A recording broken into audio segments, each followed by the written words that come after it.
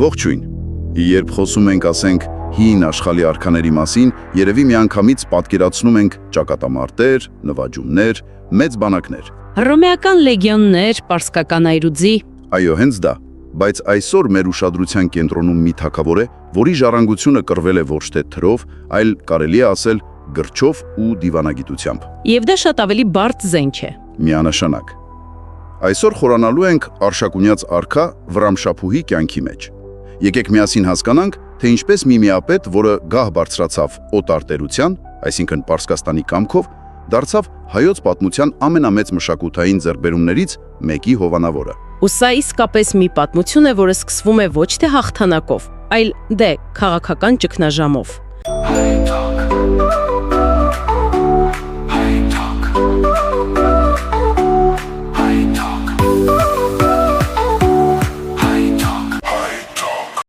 Որպեսզի հասկանանք Վռամշապուհին, պետք է սկսենք իր եղբորից Խոսրով IV-ից։ Լավ, ուրեմն եկեք սկսենք հենց այդ դրամատիկ պահից։ 4-րդ դարի վերջն է։ Ինչ է տեղի ունենում Խոսրովի հետ եւ ինչպես է դա ճանապարհ բացում մեր այսօրվա հերոսի համար, որն այն ժամանակ ի դեպ նույնիսկ Վռամշապուհ չէր կոչվում։ Ճիշտ եք նկատում։ Նախ պետք է հասկանալ, որ Հայաստանը նոր էր բաժանվել։ 387 թվականներ երկիրը բաժանված էր Հռոմի ու Պարսկաստանի միջև, սա ահռելի տրավմա էր։ Իսկ պարսիկները, որոնք ստացեին մեծ մասը, բնականաբար ուզում էին իրանց հատվածում ունենալ լիովին կառավարելի մեկին։ Հենց այդպես։ Իսկ Խոսրով IV-ը իրենց կարծիքով չափազանց ինքնուրույն էր։ Ուստի 387 թվականին Սասանյան արքա Վռամ IV-ը նրան պարզապես գահնկեց է անում։ Ու ոչ միայն գահնկեց, այլև բանտարկում է միտեղ, որի անունն ինքնին սարսափելի է հնչում՝ Անհուշբերդ։ Սա ինչ էր նշանակում։ Անհուշբերդը բառացիորեն մոռացության բերդ է նշանակում։ Այնտեղ ուղարկելը դա ուղղակի բանտարկություն չէր, այլ շատ հստակ քաղաքական ուղերձ էր բոլորին։ Դիմադրեք եւ դուք կմոռացվեք։ Այո, դուք կջնջվեք պատմությունից, բայց այստեղ Վռամ IV-ը շատ խորամանկ քայլ է անում։ Նա կարող էր պարզապես վերացնել թագավորությունը, բայց գահի վրա է դնում Խոսրովի եղբորը Վաղարշին։ Ու հենց այստեղ է, որ պատմությունը շատ հետաքրքիր շրջադարձ է ստանում։ Նա ոչ միայն թագադրում է նրան, այլև փոխում է անունը։ Հենց այդպես։ Սա, գիտեք, քաղաքական բրենդինգի փայլուն օրինակ է։ Վռամ IV-ը Վաղարխին տալիս է նոր անուն՝ Վռամշապուհ։ Վռամշապուհ, այսինքն Վռամ եւ Շապուհ։ Այո, Վռամ իր անունից եւ Շապուհ իր հոր Շապուհ III-ի անունից։ Ուղերձն ավելի քան պարզ էր, այս արքան իմ ստեղծագործությունն է, նա կրում է իմ եւ իմ հոր անունը, նա պատկանում է մեզ։ Լավ, բայց եկեք անկեղծ լինենք։ Նրան գահին դրել է Պարսից արքան, նրա անունը փոխել է ի պատիվ իրեն։ Սա Խամաչիկի դասական սահմանումն է։ Տրամաբանական է այդպես մտածել։ Ինչպես կարող էր մեկը այդպիսի մեկնարկային դիրքից դառնալ անկախ գործիչ, ել չեմ ասում հարգված դիվանագետ։ Ինձ համար սա անկեղծ ասած անհավանական է թվում։ Բայց փաստերը, գիտեք, խոսում են այլ բանի մասին։ Նրա գահակալության շրջանը, որը տևել է մոտ 393-ից մինչև 414 թվականը, աղբյուրներում նկարագրվում է որպես համեմատաբար խաղաղ ժամանակաշրջան։ Խաղաղ։ Մի երկրի համար, որը սեղմված է Հռոմի ու Պարսկաստանի միջև։ Այո։ Եվ այդ խաղաղությունը պասիվ սպասել չէր նշանակում։ Դա նշանակում էր ակտիվորեն կառավարել հարաբերությունները երկու կողմերի հետ էլ։ Նա կարողացավ բարեկամական հարաբերություններ պահպանել ոչ միայն Տիզբոնի, այլև Կոստանդինուպոլսի հետ։ Եվ նա ոչ միայն լեզու էր գտնում երկու կողմերի հետ, այլև դառնում է նրանց միջև միջնորդ։ Աղբյուրում նշվում է, որ նա մեկնում է հայկական միջագետք հաշտարարի դերով։ Այո, 404 թվականից հետո։ Մի րոպե, սա պետք է շեշտենք։ Սա նման է նրան, որ այսօր օրինակ Շվեյցարիան միջնորդի դեր ստանձնի ԱՄՆ-ի եւ Չինաստանի միջև։ Դա ուղղակի աներևակայելի է։ Ինչն էր նրան տալիս այդպիսի հեղինակություն։ Սա է հենց Վռամշապուհի դիվանագիտական հանճարը։ Նա հավանաբար հասկանում էր, որ իր փոքր երկրի միակ գոյատևման երաշխիքը երկու հսկաների համար օգտակար լինելն է։ Այսինքն իր թուլությունը վերածեց ուժի։ Կարելի է ասել, լինելով Պարսից դրացո, նա ուներ ուղիղ կապ Տիզբոնի հետ։ Միևնույն ժամանակ, որպես քրիստոնյա արքա, նա մշակութային եւ կրոնական ընդհանություններ ուներ Բյուզանդիայի հետ։ Նա կարողանում էր խոսել երկուսի լեզվով։ Եվ երկու կողմն էլ նրան վստահում էին։ Վստահում էին, որովհետև երկուսն էլ շահագրգռված էին իրենց սահմանին կայունություն ունենալու հարցում։ Նա այն անձն էր, որը կարող էր լուծել սահմանային առևտրի, ջրի բաշխման կամ մանր բախումների հետ կապված վեճերը։ Իսկ ինչ կարող ենք ասել նրա ներքին քաղաքականության մասին։ Նա զբաղված էր միջազգային խնդիրներով, բայց ինչ էր կատարվում հենց Հայաստանի ներսում։ Դե իրականում նրա ամենամեծ դիվանագիտական հաղթանակներից մեկը հենց ներքին էր։ Աղբյուրները նշում են, որ նրան հաջողվել է միավորել մեծ հայքի երկու մասերը։ Այսինքն պարսկական եւ ռոմեական։ Այո։ Սա իհարկե լիարժեք քաղաքական վերամիավորում չէր, սահմանները մնում էին, բայց նա, ըստ երևույթին, ստացել էր իրավունք կառավարելու նաև ռոմեական մասում գտնվող հայկական հողերը։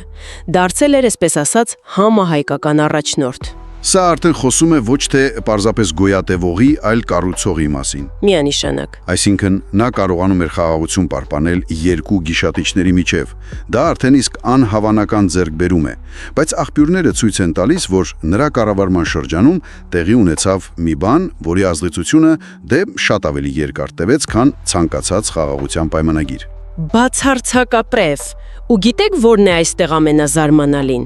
Այս ամենը նա անում էր միաժամանակ լուծելով մի խնդիր, որը դարեր շարունակ տանջում էր հայ մտավորականությանը։ Գրերի խնդիրը։ Այո, հենց այնտեղ միջագետքում իր դիվանագիտական առաքելության ընթացքում Վռամշապուհը հայ եւ ասորի մտավորականներից լսում է հայկական հին նշանագրերի գոյության մասին։ Սա պարզապես հետաքրքիր փաստ չէր։ Սա այն կայծն էր, որը վառեց ամբողջ գործընթացը։ Եկեք մի պահ կանգ առնենք այստեղ։ Մենք դպրոցից գիտենք Մեսրոպ Մաշտոցը ստեղծեց Այբուբենը, Սահակ Պարթևը աջակցեց։ Որտեղ է այս պատմության մեջ Վռամշապուհ արքայի դերը։ Արդյոք նա պարզապես թույլտվություն տվեց։ Շատ ավելին։ Պետք է հասկանանք, թե ինչն էր դրված խաղասեղանին։ Քրիստոնեությունը Հայաստանում արդեն 100 տարվա պետական կրոն էր, բայց Աստվածաշունչը, պատարագը, ամեն ինչ օտար լեզուներով էր՝ հունարենով, ասորերենով։ Այսինքն հավատքը հասանելի էր միայն կրթված փոքրամասնությանը։ Ճիշտ այդպես։ Իսկ ազգային ինքնությունը անընդհատ թարգմանության մեջ կորչելու վտանգի տակ էր։ Այբուբենի ստեղծումը ոչ թե ուղակի մշակութային նախագիծ էր, այլ ազգային անվտանգության հարց։ Եվ Վռամշապուհը հասկանում էր դա։ Աղբյուրներն ուղղակիորեն ասում են, որ նա մեծապես աջակցել է Սահակ Պարթևին եւ Մեսրոպ Մաշտոցին։ Իսկ ինչ է նշանակում մեծապես աջակցել այդ ժամանակ։ Դա նշանակում է ֆինանսներ, ճանապարհորդությունների, գրքեր ձեռք բերելու, աշակերտներ պահելու համար։ Դա նշանակում է քաղաքական պաշտպանություն։ Իհարկե, որովհետև նման նախաձեռնությունը կարող էր կասկածներ առուցել պարսիկների մոտ։ Անշուշտ, նրանք զգուշանում էին հայկական ինքնության ցանկացած ամրապնդումից։ Եվ դա նշանակում է թագավորական հեղինակության օգտագործում նախագիծն առաջ մղելու համար։ Վռամշապուհը ոչ թե пассив դիտորդ էր, այլ այս մշակութային հեղափոխության շարժիչ ուժերից մեկը։ Այսինքն նա, ով իշխանության էր եկել պարսկական անունով, դառնում է հայկական ինքնության ամենահզոր գործիքի ստեղծման հովանավորը։ Սա զարմանալի հեղնանք է։ Կամ գուցե դա հենց ռազմավարություն էր։ Հնարավոր է նա հասկանում էր, որ քաղաքական անկախությունը փխրուն է։ Այն կախված է հարևանների քմահաճույքներից։ Իսկ մշակութային լեզվական անկախությունը մի բան է, որը ոչ ոք չի կարող խլել։ Հենց այդպես։